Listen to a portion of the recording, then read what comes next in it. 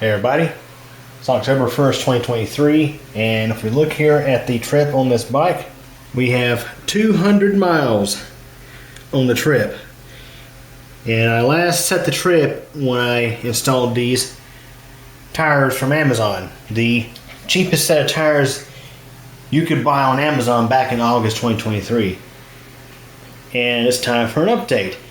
And this is a particularly important milestone, if you want to call it that, because a lot of the reviews, or some of the reviews that were negative about these tires, particularly on the Mohiga branded tires, which are exactly the same as the Hycline tires, noted worn out after 200 miles. And if you look at the tires in those reviews, you'll see that they are in fact wore slam out, showing threads. So let's go and have a look at this set on this GMC Night road bike.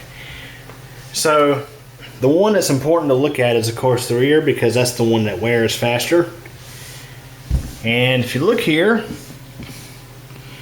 you can see, although we are not bald, we are wearing the tire quite a bit.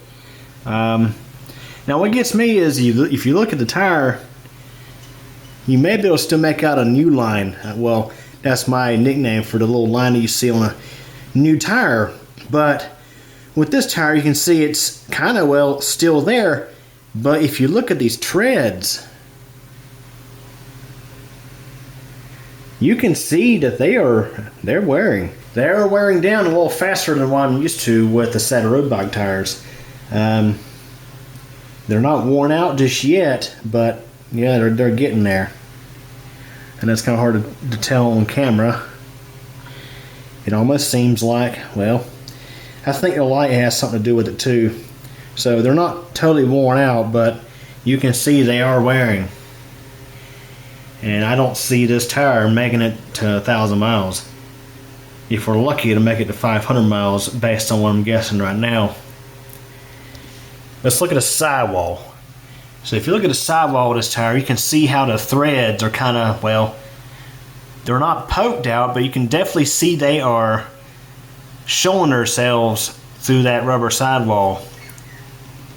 Now, of course, these tires, as you can see there, they're rated for 100 PSI. I keep them around 90 to 95. That way I have a little bit of a cushioned ride. These things are very firm on the road, I can say that. You can see how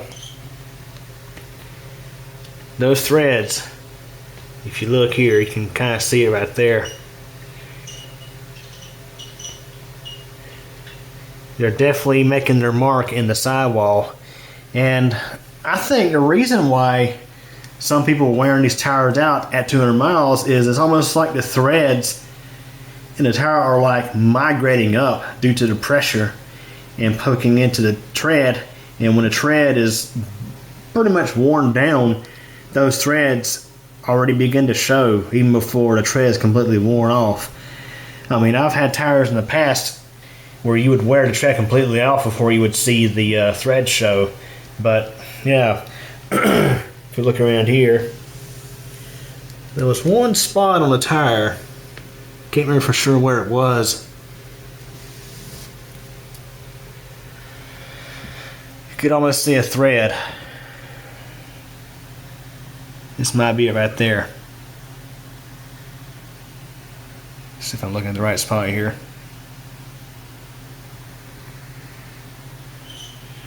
You see it right there in the center of the screen. So they are wearing, for sure.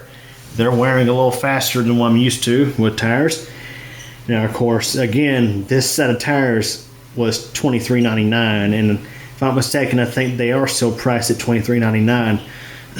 But I noticed on Amazon, there's actually a different set of tires that are priced a few cents cheaper per tire.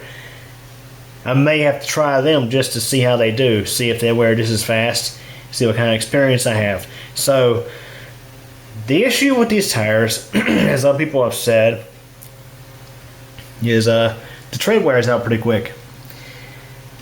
Now, as you can see, We're not completely worn out just yet, like some of the other tires on the reviews on Amazon, but they are wearing kind of fast.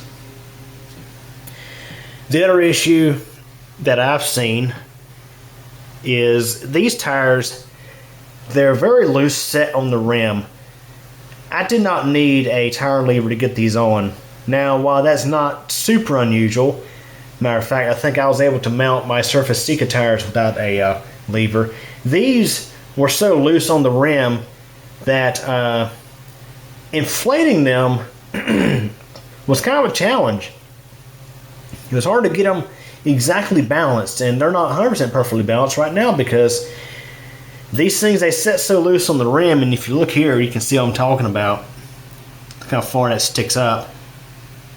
I mean, they've been okay. I haven't had any issues, but the thing is, if I was to get a flat on the side of the road, it might be a little challenging getting the tire back on after changing the tube out without blowing the tire off the rim. And that's kind of a little bit of a concern that I have with these.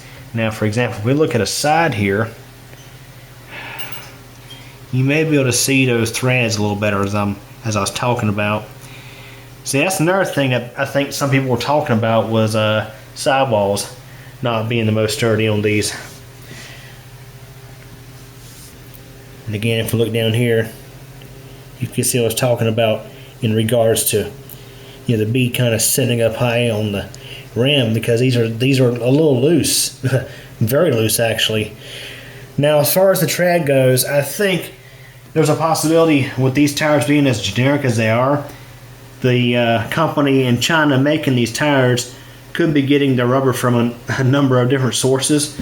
So you might get lucky and get a tire that doesn't wear super fast, or you might be unfortunate and get a tire that has very, very soft rubber on it that wears out really quick. Now, as I've said, I'm not super hard on tires, and that's probably the reason why these are not worn out. But let's say if I was in an area that had, like a rural area that had roads that were really aged, really rough, like the surface was not smooth, you had really coarse asphalt, these things would get chewed up in a hurry on that.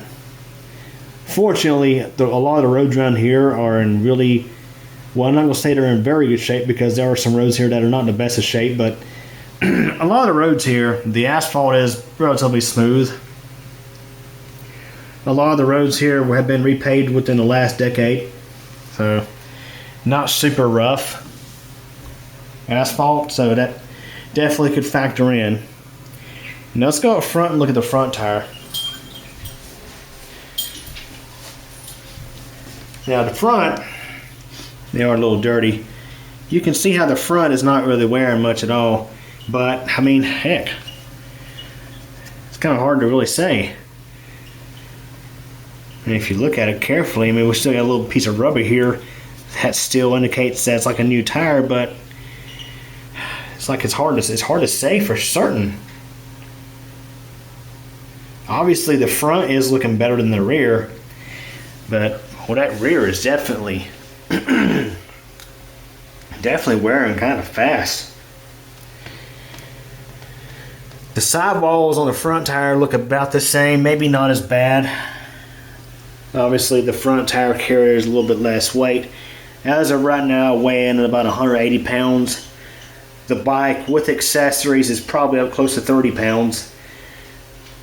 Yeah, this is kind of a heavier bike. Without the water bottles and packs and everything, it weighs in about 25, 26 pounds, I think, the last time I weighed it.